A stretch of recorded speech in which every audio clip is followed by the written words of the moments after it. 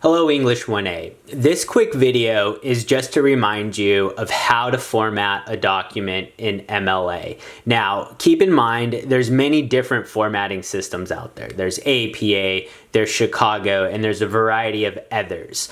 All a formatting system is a uniform way to format your document and to cite sources so your reader has an easier time understanding and reading whatever it is you're writing. For this course, we're going to format in MLA, so I'm going to show you how to do MLA. But if you had to, format APA or something like that in another class, all you really need to do, look up the rules, use that Purdue OWL website I'm going to show you, and they have all the rules for APA, Chicago, and other, forms of formatting. Now, for this class, you will use MLA formatting for your reading response assignments, your short writing assignments, for related to the annotated bibliography and the final reflection essay. Remember, your narrative essay does not need to be in MLA formatting. I'm considering that creative nonfiction, so it's going to be single spaced,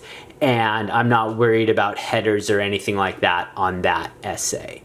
Okay, now if you click on the link that I've given you on our Canvas page, it'll take you to this Purdue OWL site, and it's going to give you the basic guidelines for how to format your paper. So things like 12-point font, double space your text, only have 1-inch margins on the sides of your document. So instead of going through all of these, I'm just going to do this for you on this Microsoft Word file that I have open here. Now, if you're using Google Docs or Pages, or maybe you are using Microsoft Word, but my computer is really old. It's over 10 years old, so even your Word application might look a little bit different than mine. That's okay. Just pay attention to the functions that I'm doing to format this document, and find where those buttons are on your computer or your application. Okay, so the first thing you want to do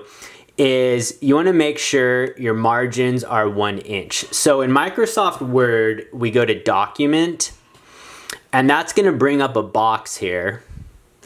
And notice here's my margins, and I have them already all set at 1 inch. So that looks good. So I'm going to accept that. Then when it comes to font, there's no real rule about what font you should use. My basic rule is don't use a stupid looking font. Like Calibri's fine, Times New Roman is fine, this Albion is fine.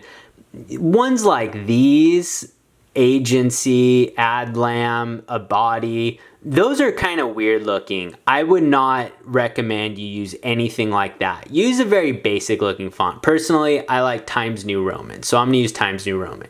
Then you want to set your font size to 12. And one quick, just little tip for you in the future too. If you ever are trying to make your essay look longer for a class, don't use larger font size or things like that. It looks very obvious, and it makes you look kind of stupid when you're doing that. So just, stick to the parameters, keep it at size 12. Now, you need to double space these papers. So for that, I'm going to go in Microsoft Word to this paragraph menu. And notice here that you have these spacing functions. All you need to do is where it says line spacing, switch that to double. Hit OK. And now my paper is going to be double spaced. At the top of these MLA assignments, this is what you're going to write. You're going to write your name first. Then you're going to write your professor's name. Then you are going to write the class. So for us, it's English 1A, and then you type the date. And that's what goes at the top. Then you center your cursor. And here's where you would put your title of your assignment. Go ahead and give your assignments original titles. And then you put your cursor back to the left. So notice I have these buttons up here that changes where my cursor goes. Now, you're going to tab the beginning of your paragraph. So I hit the tab button. And notice my cursor moved in slightly.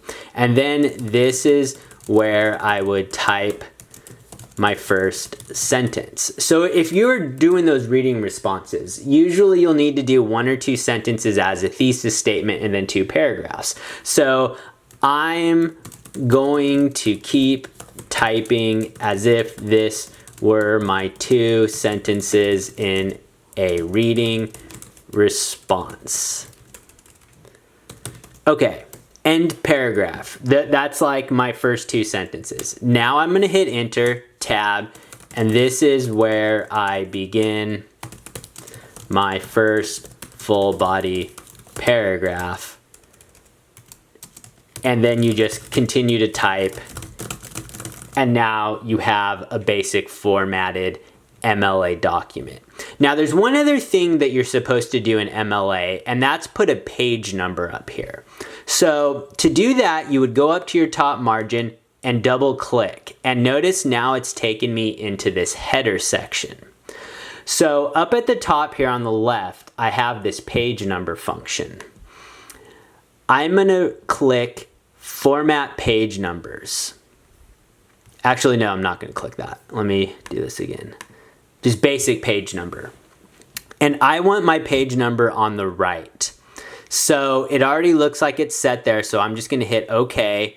And now notice I have a page number on the right-hand side. And, you know, technically they'd like you to put your last name here too. I really don't care if you do that. Stick a page number up there and you're good to go. And then I close out of that and I have my my pages numbered. So that's basic MLA formatting. It's pretty simple.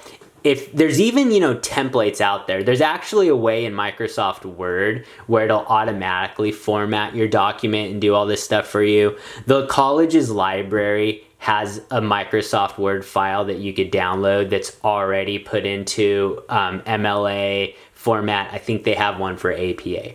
I really don't care, you know, how you do this. Just when you do, remember your reading responses, your short writing assignments, and your annotated bibliography and your final reflection paper, make it look like this and you'll be good to go. And I'm always happy to help you if you need to log into Zoom and get a little bit of help formatting your file this way. We could screen share and I can help you do it right there in real time. Okay, everybody, be well.